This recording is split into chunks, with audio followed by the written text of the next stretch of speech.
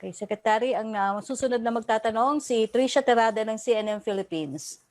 Hi, good afternoon, folks, and to our guests. Sir, first question, this whole NCR Plus bubble, a lot say that it looks like and it sounds like a lockdown, but you already said, sir, that this is not a lockdown, very much different from a lockdown. But many still ask, is it because wala na raw pong pera pang ayuda kaya hindi natin tumatawag na lockdown? And just to end the questions about the lockdown, sir, is it out of the options already na hindi na tayo ever magkakaroon ng lockdown because our economy is incapable of catering to a lockdown? Well, bukas po, iimbitahin natin si Secretary Carl Chua dahil si Secretary Carl Chua po ang nagpresenta ng cost-benefit analysis. No? Kung tayo po ay magkakaroon ng ECQ or MECQ. Talaga po ang karanasan natin, mas marami po ang nagutom, mas maraming namatay sa ibang mga kadahilanan kaysa sa COVID-19 kung ipagpapatuloy po natin ang economic lockdown.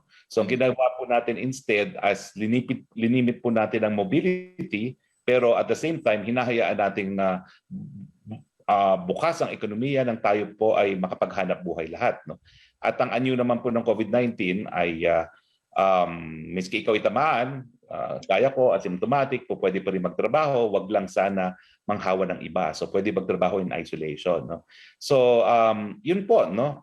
Hindi naman po sa kawalan ng ayuda yan. Kung talagang kinakailangan, nothing is etched in stone. Kung talagang kinakailangan at ito'y hindi maging sapat, baka konsiderasyon pa rin yan. Pero sa ngayon po, talagang kinikilala na natin ang problema ng pagkagutom na magre-resulta kapag sinarado po natin ang ekonomiya. So, pigilan natin ang mobility, pero hayaan natin maghanap buhay ang lahat. How about... Go ahead. Yes, si Chairman Abalos. I would just like to add that meron pa rin pong lockdown, but these are just granular lockdowns, which the mayor's feel is more effective because in a way, yun ang clustering of cases ang nalilimitahan mo, bibigyan pa ng ayuda yan ng gobyerno through the mayors, and of course, the healthy population can still go to work. That is where you calibrate the health with the economy. It's still being done, the lockdowns, but it's on a micro level, granular. Tingin namin mas effective po ito. Alam mo, hindi lang naman Pilipinas ang nag-implement, Chairman, at saka Trish, ng granular. No? Sa buong mundo, iniiwasan na rin talaga nila yung naging total lockdown na lahat tayo ay gumawa. No? At ngayon po talagang tinututukan yung granular. Ganyan din pong ginagawa ngayon ng Indonesia at kung di po ako nagkakamali sa France at ilang lugar ng Spain, granular din po ang kanilang lockdown. So tama po si Chairman Abalos, tuloy pa rin naman po ang ating lockdowns, ginawa lang natin granular and localized. Sir, some businesses are asking, magkakaroon daw po ba ng ayuda because as I understand, restricted yung movement. So technically, magkakaroon daw ng impact sa kanilang income since walang masyadong customers. At least yung foot traffic is lesser. Will there be aid for business in any form? Maybe a loan, moratorium on payments, or cash aid? Tuloy-tuloy naman po yung ating mga supports, lalong-lalo na sa small and medium enterprises. No? Meron nga po tayong government-owned corporation, yung small and medium corporation na talaga nagpapautang pa rin at lahat po ng ahensya ay patuloy pa rin yung mga pagbibigay. Ang DOLE po natin patuloy yung pagbibigay ng tupad dahil dami pong nawala ng trabaho. Miski ang ginagawa natin ngayon ay hindi natin sinasaradong industriya para nga makapagpatuloy na magtrabaho yung meron pang mga trabaho. Talagang record high din po yung mga walang trabaho. So wala pong tigil yan. Pero in terms of yung sinasabi mong ayuda na gaya ng binigay natin sa ECQ, dahil hindi naman po natin pinipigil magtrabaho ang ating mga kababayan, hindi na po tayo dapat magbigay ng ganung ayuda dahil pwede pong maghanap buhay ang lahat. Pero I understand yung mga local governments po, yung mga subject to localized and granular, nagbibigay po rin sila ng ayuda. Thank you, Spokes. My next question may be answered by you or by Dr. Salvania. Ito po bang nakikita nating pagdami ng cases? Are we still able to track which variants are present among the people who tested positive? Is it mainly affected already by the new variants? Dr. Salvania. Spokes, can I answer? Yeah. So we're continuing yung tracking natin through the Philippine Genome Center, and we're running about 750 we're running 750 samples per week. And ang nakikita naman natin is, yun nga, merong variants na pumapasok But at the same time, the old viruses are still there. Sabay-sabay sila lahat lumalaki. So in other places kasi, ang bilis ng replacement ng old viruses with the new variants. Yung sa atin, you may have heard yung sa 150 na samples, parang ad hoc samples yun sa Metro Manila. But that's not a nationally representative sample. But overall, the number has gone up siguro from 5 to about 8% total of variants. So slow pa rin yung pag-increase, but it is increasing. But what's driving this is not just the variants. The variants probably do contribute, but a big part of it is still the same old virus, which is still very contagious. Mhm. Thank you, Doc. Sir, my last question would be for General Eleazar po. Go ahead, please. Hi, good afternoon, General Eleazar. Sir, ganda ng graphics. Sir, question,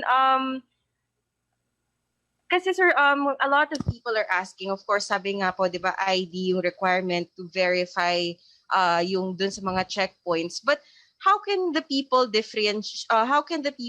know, sir, kung ano yung valid apprehensions? In the first place, sir, kung halimbawa hindi ka dapat lumabas, nakita kang nasa labas, will there be any apprehension or pagsita lang po, sasabihan lang na bumalik ka? And if there will be any apprehension, paano po ba yung magiging process nito? Dadalhin ka po ba sa kulungan or in a separate facility? Thank you, Tricia. By the way, kung titingnan natin within the bubble or even outside the bubble, kukunti na lang yung ating mga unauthorized person. Kaya nga basically, ang mga tinitingnan natin dyan is not necessarily the movement kung hindi yung mga unauthorized flight. Ang matanda siya or masyadong bata or hindi nagsusuot ng mga protective gear na kailangan natin. So basically, even though ang instruction natin nga is naka more than 1 year na tayo at dapat wala nang paalala, pero still, andun pa naman yung ating maximum tolerance sa kanila.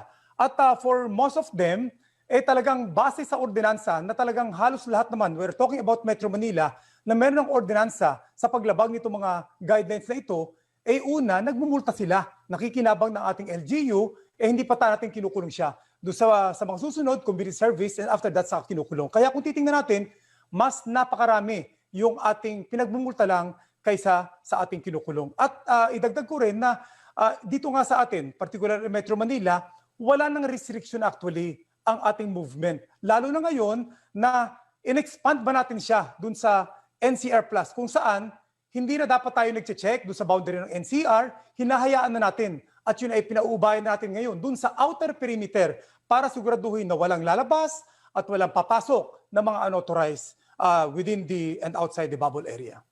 All right. Thank you, sir. So no arrests. Malinaw po. No arrests will happen. Well, usually, idagdag ko lang, Tricia, na ang arrest is nangyayari doon kung merong ibang mga kasamang ibang mga offense. Like, for example, pumalag. At the same time, meron tayong ibang mga violation na kuha. But basically, on the minimum or initial violation of not the observance of this physical distancing and wearing of mask and shield, more on caution ang binibigay natin dyan. Very clear, sir. So thank you very much, sir, and thank you very much, folks, and to all our guests. Thank you, Trish. Back to you, Sakraki. Yes, Secretary, question from Red Mendoza ng Manila Times for Dr. Salvania. With more than 100 samples of variants discovered in the latest genome sequencing batch, do you see possible community transmission of the variants in the country? Yeah, so let's yung 150 na yon, again ad hoc yun kasi kumbaga dinagdag yon on top of the usual weekly samples that we test kasi we wanted to see yung spread nga ng variants. Most likely ganun na nga po kasi we're seeing sustained transmission of these variants, but ang kasi it's always delayed kasi pag sinasabi mong community transmission, you have to have evidence na hindi mo na matrace yung clusters. A lot of the clusters can still be traced, lalo na dun sa South African variant. But, this is as we're sequencing.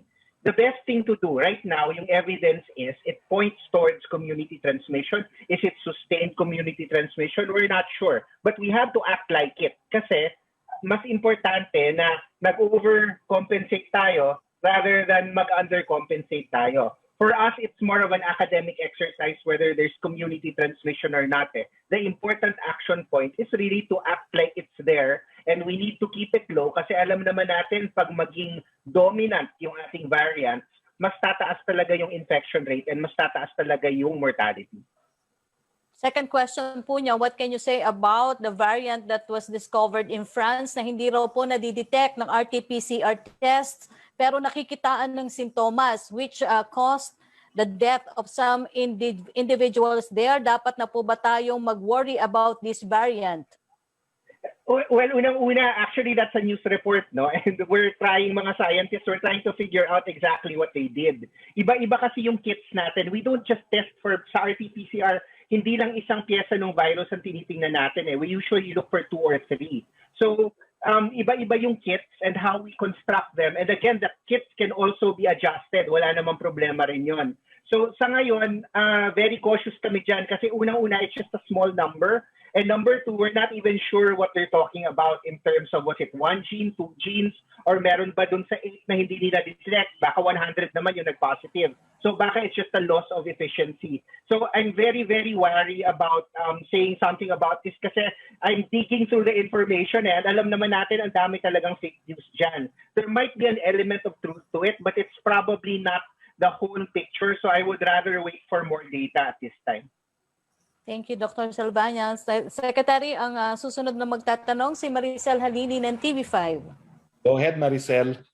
Hi, Secretary. Magandang hapon po sa inyo and good afternoon to our guests.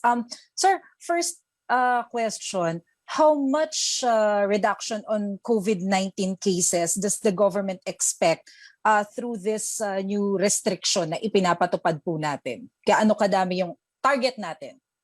Well, doon po sa briefing ng DOH, no, ang target natin minimum 25% reduction. But we're hoping for more. Kaya nga po, dinadaan na rin natin sa pakiusap. No? Bagamat hindi po kayo pinagbabawalan na lumabas sa inyong mga tahanan sa loob ng NCR plus bubble, sana po kung hindi naman kinakailangan lumabas, manatili na lang po sa ating mga tahanan. Kasi ang nais natin mas malaki pa sa 25% po ang mabawa sa mga kaso. Kasi at 7,999, 25%, malaki-laki pa rin po yan, no, kung we become successful. No? But of course, we're realistic, it will not happen overnight naman. So ang pakiusap po, bawas po talaga ang ating galaw. Secretary, yung 25% reduction, this is already a manageable number for the government. Well, ang tingin po namin, it is a realistic goal, no, for the next 2 weeks. Remember, 2 weeks lang po ito. And we're hoping we can sustain the gains afterwards. Pero this is a minimum goal po. No? We're aiming for more. At we're hoping that dahil Holy Week na po at wala na pong lalabas ngayon ng Metro Manila, lahat na lang po ay manatili sa ating mga tahanan.